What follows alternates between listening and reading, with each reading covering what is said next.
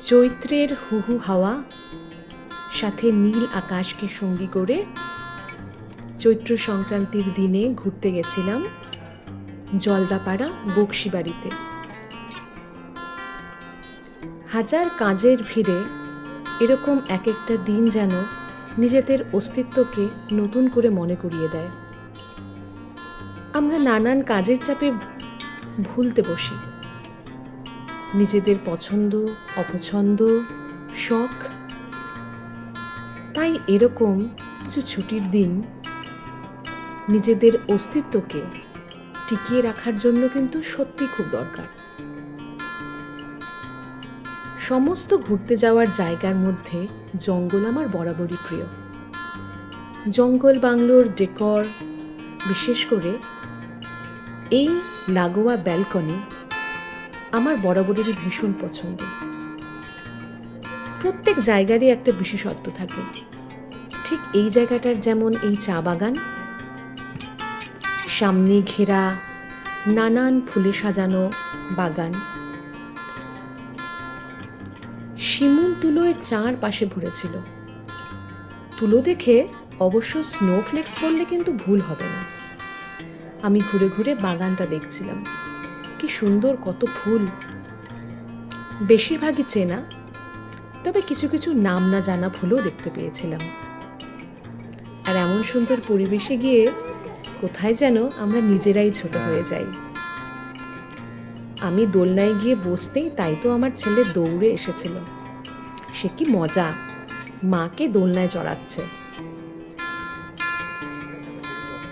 একটু বিশ্রাম করে আমরা রিসর্টের পেছন দিকটায় ঘুরে এলাম।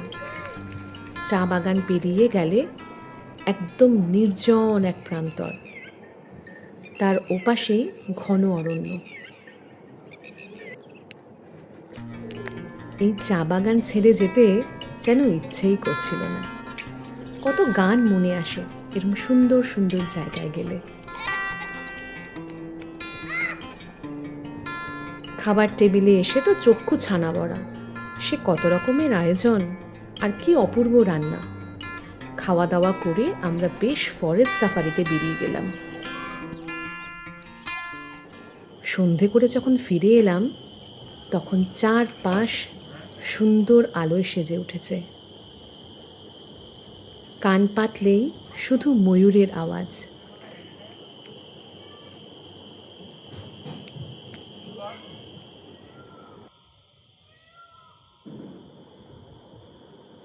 আমি এই রাতেও কিন্তু একবার চা বাগানে যাওয়ার লোভটা সামলাতে পারলাম না।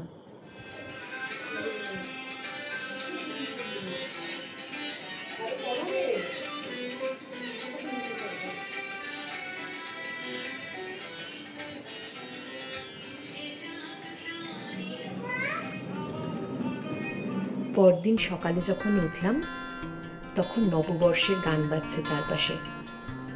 জঙ্গলে বসে রবীন্দ্রসঙ্গীত শুনতে পারার রোমাঞ্চটাই একটা অন্যরকম। দেখতে দেখতে আমাদের ব্রেকফাস্টের সময় হয়ে গেল, আর ঠিক তার সাথে বাড়ি ফিরে আসারও। আমার মনের অবস্থা বোধহয় আকাশ বুঝতে পেরেছিল, তাই তো মন ভারী করা বৃষ্টি দিয়ে ভিজিয়ে গেল চারপাশ। কথা দিয়ে এলাম, আবার আসবো।